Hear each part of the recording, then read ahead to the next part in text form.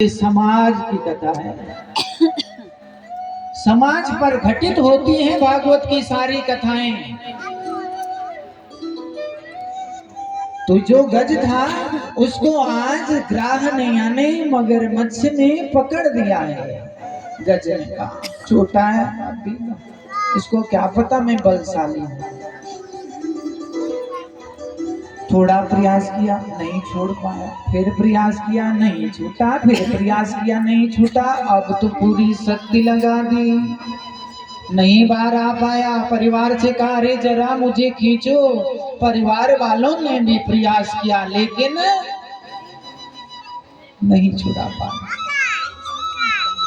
एक दिन बीत गया, हाथी वहीं का वहीं।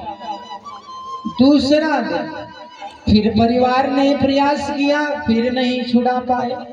तीसरा दिन भी हो गया, प्रयास किया लेकिन अब बिना खाए पिए 3 दिन तक बेचारे प्रयास कर रहे हैं। चौथे दिन वो तो एक एक करके निकल गए।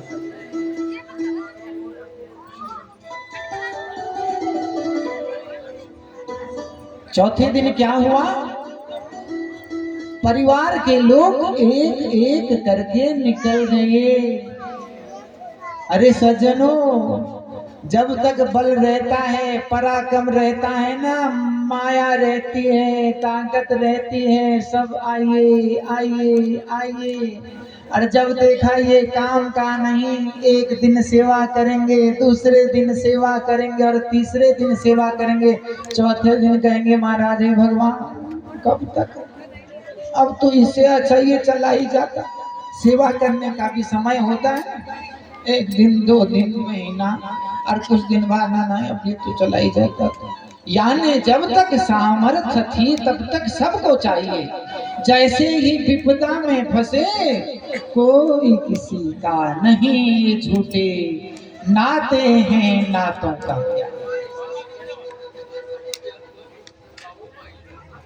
अब तो कहते हैं चले गए परिवार वाले। अब हाथी को समझ में आ गया, इधर ग्राह वो मगरमच्छ खींच रहा है। संसार में वो मगर, वो मृत्यु रूपी मगर हमें भी खींच रहा है और हम गज के समान मदोन्मस्त हो रहे हैं और उस तालाब के समान इस संसार में जल क्रीड़ा कर रहे हैं। हम तालाब में गज के समान अभिमान से। लेकिन कब वह मृत्यु, हमारे मृत्यु के मुख में हमारा पांव है। सबकी मृत्यु निर्धारित है, मरना सबने है, कब किसकी आ जाए भरोसा नहीं है। तो मृत्यु के मुख में हमारा पैर भी फंसा हुआ है, अब वो कब खींचेगी। लेकिन हम तो आसक्त हैं, मेरा मेरा ये मेरा ये मेरा ये मेरा, उसमें हम आसक्त हैं, फंसे हुए हैं। हाथी को ज्ञान हो गया, देखिए गज को ज्ञान हुआ, उसने अब अंतिम रूप में, अंतिम अवस्था में उसके अंदर विरक्ति जाग गई। गज के अंदर क्या जागी सज्जनों, श्रोताओ, क्या जागी है गज के अंदर? विरक्ति जागी। विरक्ति कब जागती है? जब समाज हमको छोड़ देता है। तो ये विरक्ति अच्छी नहीं है। हम समाज